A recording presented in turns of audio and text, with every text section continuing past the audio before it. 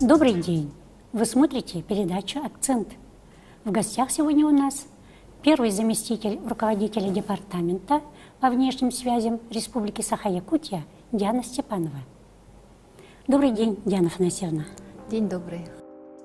Диана Афанасьевна Степанова окончила в 1993 году Якутский государственный университет по специальности математик. В 1996 году Академию труда и социальных отношений по специальности организация предпринимательской деятельности. В 1997 году Московский государственный институт международных отношений Министерства иностранных дел Российской Федерации по специальности мировая экономика. Кандидат экономических наук. В настоящее время первый заместитель руководителя департамента по внешним связям Республики Саха-Якутия. В течение 7 лет вы работали в Китае главным советником, заместителем представителя Республики Саха-Якутия в составе торгового представительства Российской Федерации. Расскажите, пожалуйста, про тот период работы, как Китай достиг такого положения в мире и что важно учитывать при сотрудничестве с Китаем? Да, действительно. В тот период, когда я работала в Китае, это был период, когда наша республика проявила такое активное сотрудничество, как и в деловом плане, так и в культурном и туристическом. Это были те годы, когда очень много выпускников наших школ выезжали в Китай на учебу. Поэтому в тот период было принято решение о создании представительства Республики Саха-Якутия в Пекине. Было также подписано соглашение с провинцией Хэйлунцзян о торгово-экономическом, научно-техническом и культурном сотрудничестве. Конечно, сказать, что все получилось, все планы, которые имели те же, допустим, тот же бизнес, допустим, да, очень много переговоров проходило. Очень много людей выезжало просто в качестве туристов. Это был такой китайский бум на тот период, можно сказать. Соответственно, конечно, представительство работало в таком активном режиме, не только по вопросам взаимодействия, это не только были, допустим, участие наших предприятий в различных выставках, в том числе Харбинской торгово-экономической выставке, первые попытки завести сюда качественную китайскую продукцию. И, конечно же, наши дети выезжали туда на учебу. Соответственно, возникали разные вопросы. Выезжали дети в основном, конечно, самостоятельно, то есть за свой счет. Департамент отправлял единицы, то есть их было немного на самом деле. При этом выезжали в разные города. Вот все говорят про китайское чудо. То, что вот Китай достиг этих результатов каким-то образом, таким чудесным, можно сказать, да? Но на самом деле я, как китаевед, хочу сказать, что это чудо достаточно было понятное, спланированное. Это стабильная экономика. То, что вот мы сейчас, допустим, наша Российская Федерация показывает последние годы стабильность в экономике, значит, у Китая это началось с 1978 года. Дэн Сяопин ввел реформы. Реформы касались открытости миру. То есть до 1978 года Китай был закрытой страной. Он не общался с другими практически странами. И, соответственно, с 1978 года Дэн Сяопин спланировал реформы. Некоторые даже говорят, что он спланировал эти реформы на 50 лет вперед. И первые итоги этих реформ мы увидели как раз в 2000-е годы. В 2001 году Китай вступил во Всемирную торговую организацию. Оставаясь достаточно сложной страной, он заявил о себе, что он в принципе конкурентоспособен во внешней среде. У них была политика открытости, привлечения инвестиций. И нам, конечно, тоже нельзя сравнивать нашу экономику с китайской экономикой. В плане того, что когда они начинали привлекать инвестиции, основной упор у них был сделан на тех соотечественников, которые в ранние годы выехали за пределы Китайской Народной Республики, по каким-то разным причинам, там были и политические какие-то, может быть, причины, выезжали на учебу. Кстати, хочу сказать, что Дэн Сяопин тоже вот в 1978 году принял решение, что нужно обучать китайских студентов за границей, и пошел массовый поток обучения в заграничных странах китайских студентов. Некоторые там оставались, то есть некоторые возвращались на родину, некоторые по каким-либо причинам остались там работать, допустим, за границей, да? Некоторые занимались бизнесом. И вот по каким-то причинам, оказавшись там, им было сложно возвращаться на родину. Тогда Дэн Сяопин вот принял решение, что надо рассмотреть возможность их возвращения, допустим, методом того, что привлечение инвестиций. Вот если вы привлекаете инвестицию в развивающуюся китайскую экономику, то мы создадим для этого условия. Если мы сейчас, допустим, привлекаем иностранные инвестиции, да, то у нас, конечно, нет вот наших соотечественников за рубежом, которые могли бы вот вкладывать деньги в нашу экономику. То есть бизнес, который хотел вернуться, получить право жить у себя на родине, они получили такую возможность путем как бы вот вложения средств. Это первое, да. И второе, значит, те, которые выехали, допустим, преподавали, да, в каких-то университетах за границей, для них тоже была проведена определенная политика правительством Китайской Народной Республики, тоже была предоставлена возможность возвращения на родину для того, чтобы обучить уже студентов, которые находятся и обучаются на территории Китайской Народной Республики. Поэтому, на мой взгляд, это было вот не то чтобы чудо, да, это вот плановая достаточно экономика, плановая политика, целенаправленная, без каких-либо колебаний. Мы помним период, допустим, какие события происходили на площади Тяньаньмэнь. Было принято правительством сложное решение, конечно, на тот период, но страна сохранила стабильность. Стабильность во всем мире как бы предполагает развитие. В мире достаточно непростая ситуация. И как это отражается в вашей работе? Уменьшилось ли количество контактов с зарубежными партнерами? Да, действительно, сейчас у нас в связи с введением санкций достаточно сложная внешнеполитическая обстановка. Но при этом хочу сказать, что Министерство иностранных дел Российской Федерации поддерживает межрегиональные связи, также поддерживает культурные связи. И мы на межрегиональном уровне продолжаем сотрудничать даже с санкционными странами. В прошлом году, например, мы провели здесь, в городе Якутске, совещание российско-американского тихоокеанского партнерства. Была предоставлена площадка, да, для американского бизнеса провести здесь переговоры, но на межрегиональном уровне. Участвовали у нас в этом мероприятии и Министерство экономического развития Российской Федерации, и Министерство иностранных дел Российской Федерации. Количество контактов у нас не уменьшается. Мы смотрим статистику по посещаемости. И, возможно, для многих это будет неожиданно, но в среднем у нас получается, что в среднем, да, в неделю 1-2 делегации присутствуют у нас в Якутии.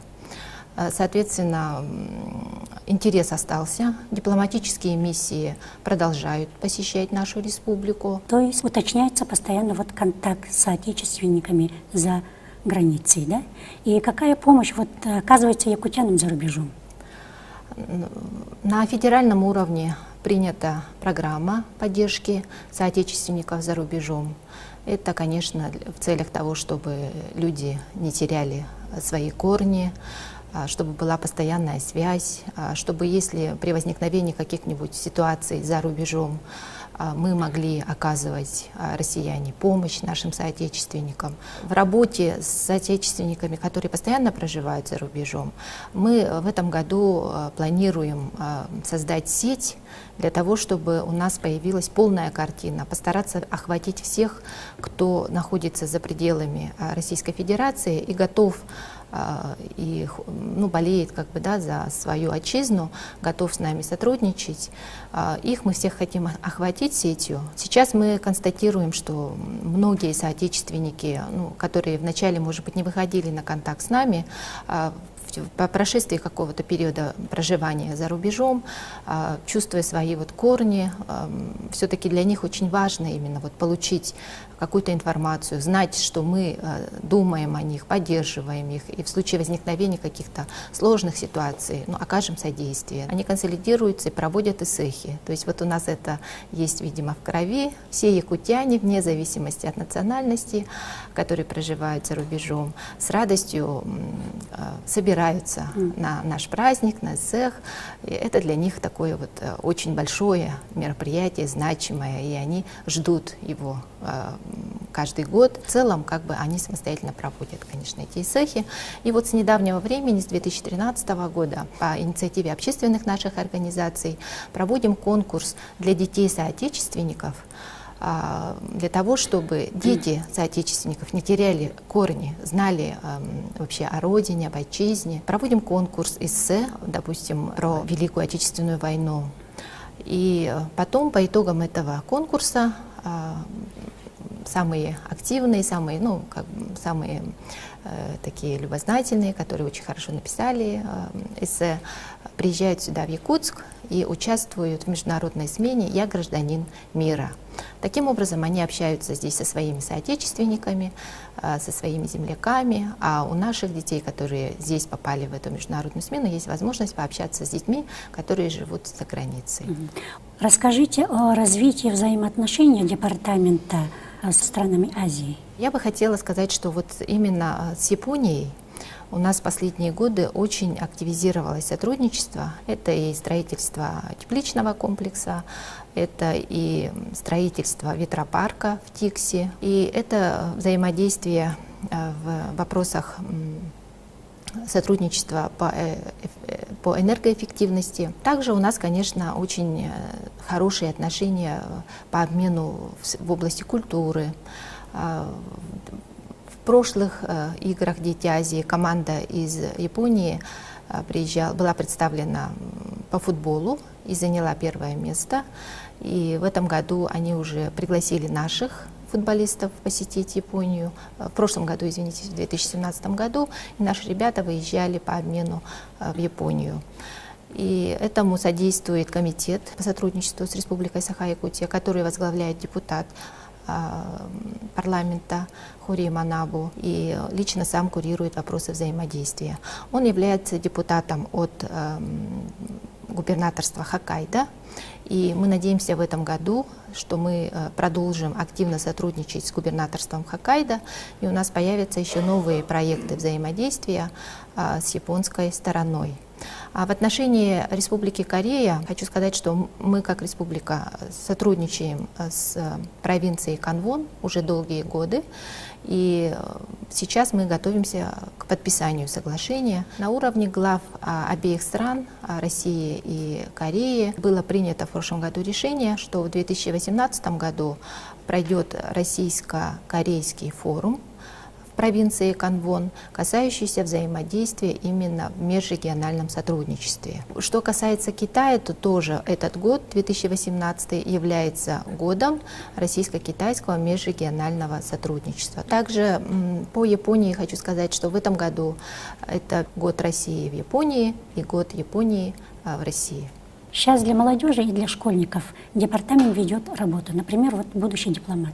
Уже 12 лет, как проводится конкурс «Будущий дипломат».